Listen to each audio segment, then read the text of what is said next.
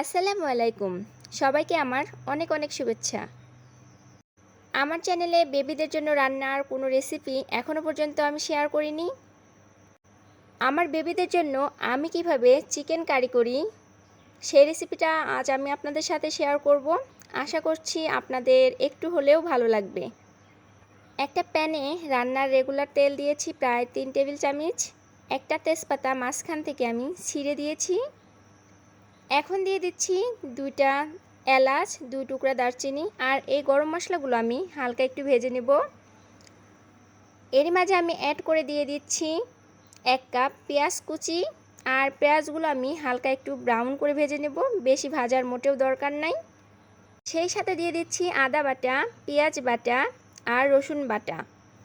এখন মশলাগুলো একটু কষিয়ে নেব, এতে করে এক্সট্রা গন্ধটা চলে যাবে।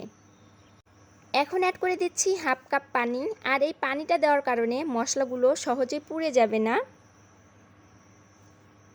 এখন দিয়ে দিচ্ছি মরিচের গুঁড়ো, হলুদের গুঁড়ো,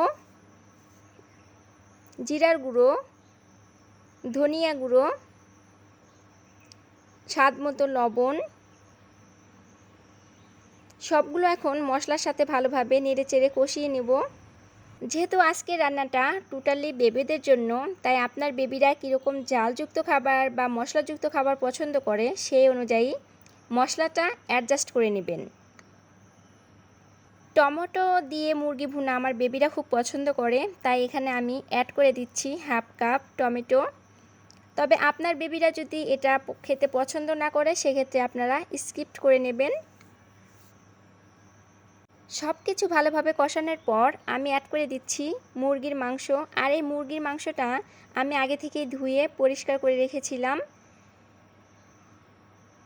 এখন মাংসের সাথে নেড়েচেড়ে মশলাগুলো ভালোভাবে মিশিয়ে নেব আর এভাবে আমি 4-5 মিনিট মাংসটাকে কষিয়ে নেব।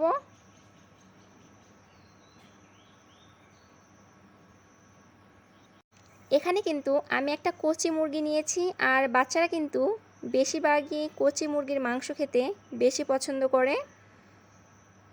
তেলটা যখন ভেসে উঠবে তখন বোঝা যাবে আসলে মাংসটা কষানো শেষ। এ পর্যায়ে আমাদের অ্যাড করে দিতে হবে পানি আর এখানে আমি প্রায় 3 কাপের মতো গরম ফুটন্ত পানি ব্যবহার করছি। আপনাদের যদি মনে হয় মুরগির মাংসটা রান্না করতে আপনাদের আরও একটু পানি প্রয়োজন, সেক্ষেত্রে পানির পরিমাপটা আপনারা অ্যাডজাস্ট করে নেবেন। এখন দিয়ে দিচ্ছি 3টা কাঁচামরিচ। আসলে এই কাঁচামরিচটা দেওয়ার কারণে একটা সুন্দর ফ্লেভার পাবো। এখন ঢাকনা দিয়ে ঢেকে রান্না করব প্রায় 10 মিনিটের মতো। ফিরছি 10 মিনিট পর। এখন একটু নেড়ে চেড়ে দিচ্ছি, এতে করে নিচে লেগে যাবে না। আর এ পর্যায়ে আপনারা অবশ্যই লবণটা চেক করে নেবেন। আমার মুরগি রান্না প্রায় শেষ, আমি সার্ভিং বলে সার্ভ করে দেখাচ্ছি। আর এই মুরগি রান্না করতে আমার প্রায় সময় লেগেছে 20-25 মিনিটের মতো। বাচ্চাদের জন্য এভাবে মুরগি রান্না করে দেখতে পারেন, আশা করি ভালো লাগবে। আজকের পর্ব যদি আপনাদের ভালো লাগে অবশ্যই একটা লাইক এবং সাবস্ক্রাইব করবেন। এখানেই বিদায় নিচ্ছি। আল্লাহ হাফেজ।